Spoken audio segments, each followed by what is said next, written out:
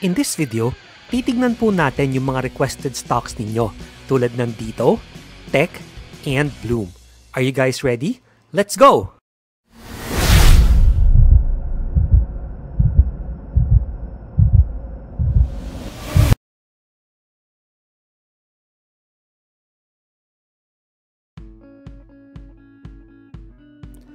Alright, let's start off with CEB, no? Now, tong CEB, it has been trading within this wide range for the longest time. Now, pwede nating sabihin na, this was one range. Nung nabasag siya through here, this became another range here. Or pwede nyo rin sabihin na, hindi ba itong buo range yan? Honestly, it wouldn't make that big of a difference either way, no? Basta, makakapag-agree tayo na it's trading within a range. Now, as always, kapag ganito kalaki yung range, we can segment it to make our lives easier. Parang ima-map out natin yung pwedeng gawin ng price para kung sakali man na may opportunity for us to trade it, then we have an idea of where we want price to go or where we want to wait for price to get to. Okay? So from here, based sa segment natin, we are now trading within this range dito sa baba from 40 pesos hanggang 43.25. Now, ito pwede nating sabihin na overshoot siya from before. So, ang tanong is kung ito bumaba dito, mag-hold ba tayo ulit sa 40 or mababasag na yung 40 at baka balikan natin tong previous area of consolidation na to. If we do come back there, mababasag ba natin tong 38.5 na area? Kasi kapag nabasag yan, medyo dehado tayo eh. Once na nabasag yan, medyo malalim na yung mga areas of support na pag-aabangan natin ulit eh. Diba? In fact, kapag nabasag yan, yung next na real support for me will be at around 35 na.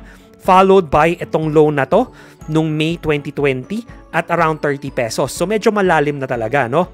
So we're hoping na maybe mag-range lang muna siya ulit dito, then gagamitin niya yon as support so we can push higher once again. Now, like I always say kapag ganito itsura ng chart, even if you want to range trade this, the likelihood is it's not gonna be an easy trade. Okay? Partly because number one, hindi ganong ka-liquid lately yung CEB. I mean, it's not like yung parang basura level, no? Or even remotely close to that. But hindi rin siya as liquid as before. So, yun yung number one. Number two, again, we need to understand na kapag ganito na katindi yung chop, usually, mahihirapang umangat ng basta-basta lang ang price kasi yung mga naipit before, they're gonna try to get out. Siyempre, lahat naman ng tao gusto makalabas ng buhay eh. Diba? So, that's just something to watch out for dito sa CEB, no?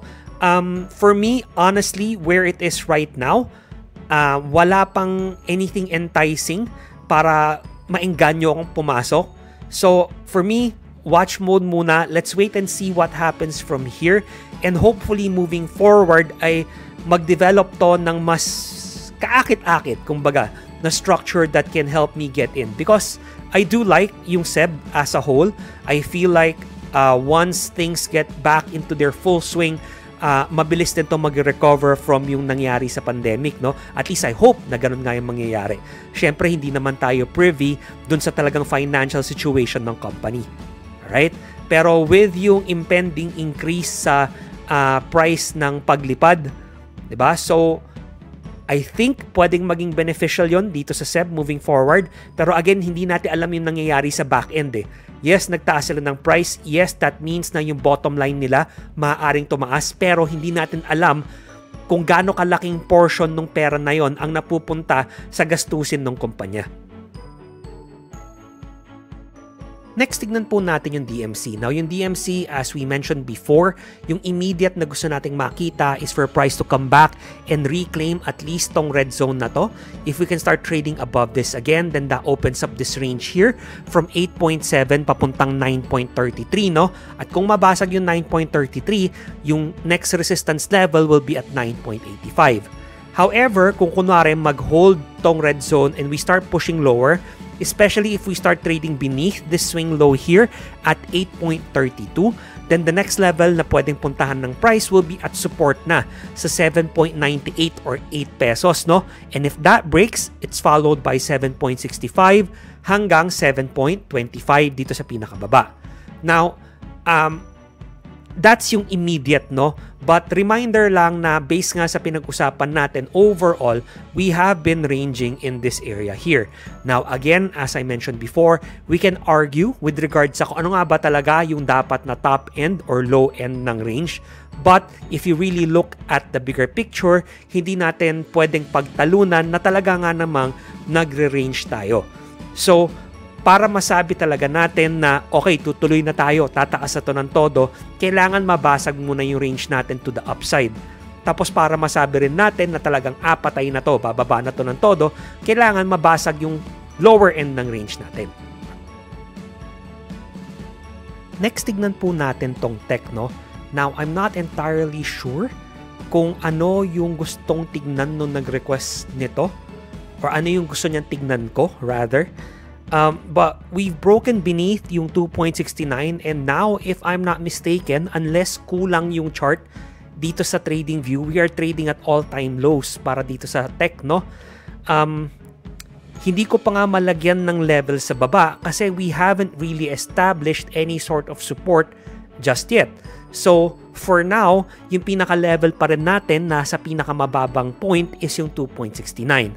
So, from here, let's say na price does come back up, ma-reclaim na yan, then maybe we can start trading within this range again, or perhaps baka pwede tayong mag-form ng some type of inverse head and shoulders pattern from there.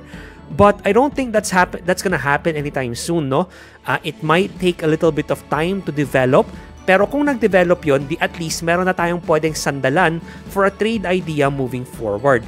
But simply catching this where it is right now doesn't seem like a very good proposition kasi parang wala pang ebidensya or wala pang proof na ready na tayo to push to the upside, eh. Diba? Yes, perhaps we get a quick bounce here and there, but yun talagang full-blown na reversal, parang kahit konting sign wala pa talaga, eh. At least not for me, no?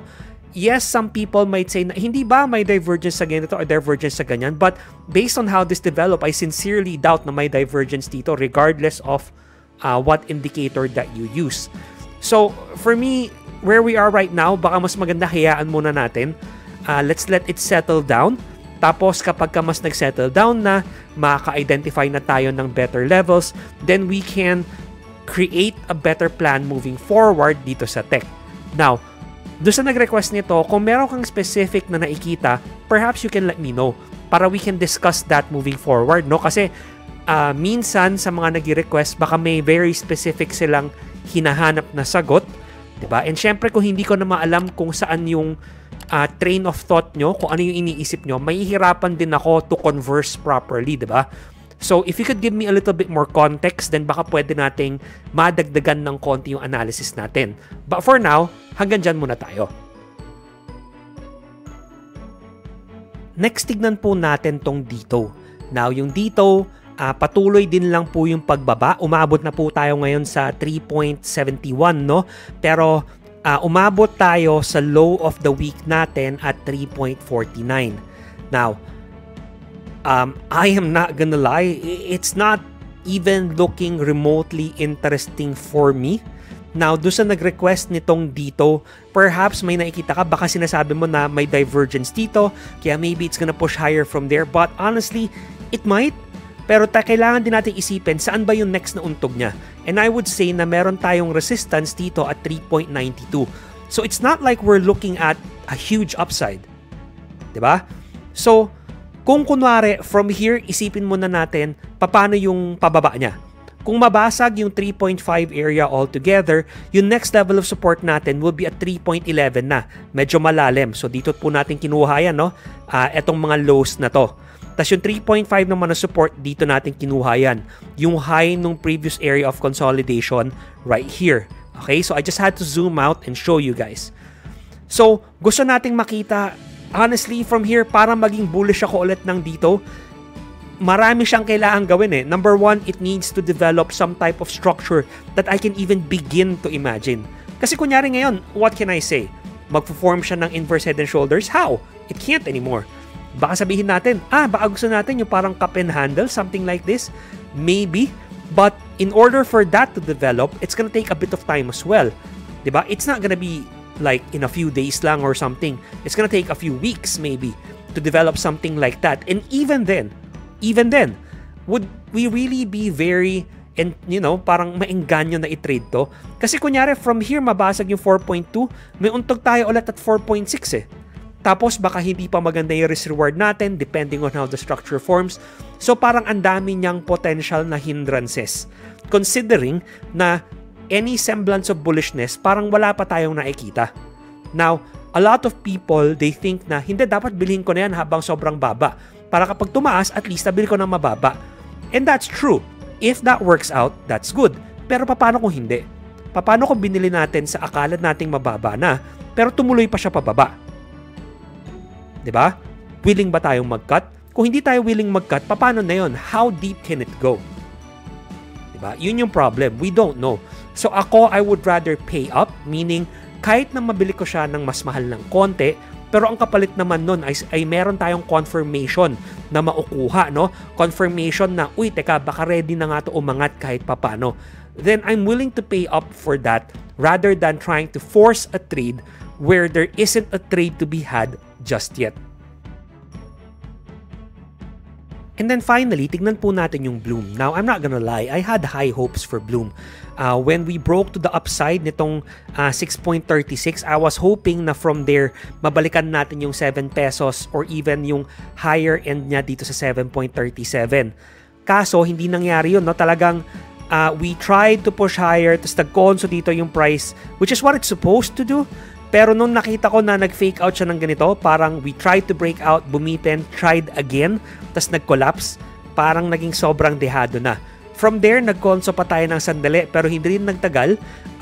We broke to the downside, tapos yun na, nabasag natin yung support at 5.84, and then nabasag natin yung support at 5.65. Albeit, we did close the week at 5.69, no? Slightly higher than the level of support that we drew here.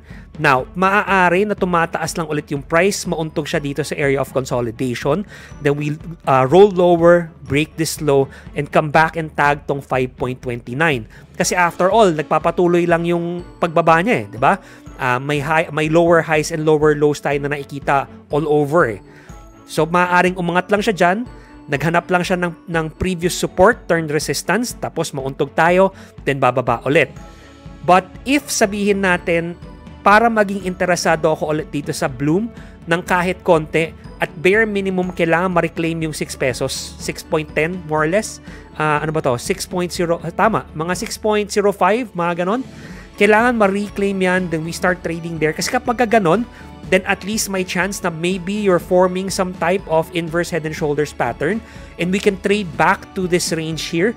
So maybe we can see something from there. But honestly, that's a bit of a stretch. I'm just being thorough in the sense na I'm being direct and transparent to say na saan ako magiging interested ulit sa kanya. Kasi right now, it's just looking bearish overall eh. Parang there's no reason to jump into this where it lies. Diba? Where price is right now is simply not enticing. It's not anything. It's in the middle of nowhere. It's in the middle of an area na mukhang bababa pa. So, para magkaroon tayo ng change in thinking, kailangan siya mapunta sa area na pwede nating maisip na, uy, teka, baka ito na, baka pwedeng tumaas na siya kahit konti man lang. Tapos, pwede tayong maghanap kung may magandang risk-reward na trade from there moving forward. So guys, dito po nagtatapos yung video natin, no? I hope nakatulong po to sa inyo kahit konti and may natutunan kayo kahit papano. And if so, I would really appreciate it if you give this video a like and consider subscribing to my channel. And as always guys, maraming salamat po sa panonood. I really appreciate it. Good luck and happy trading!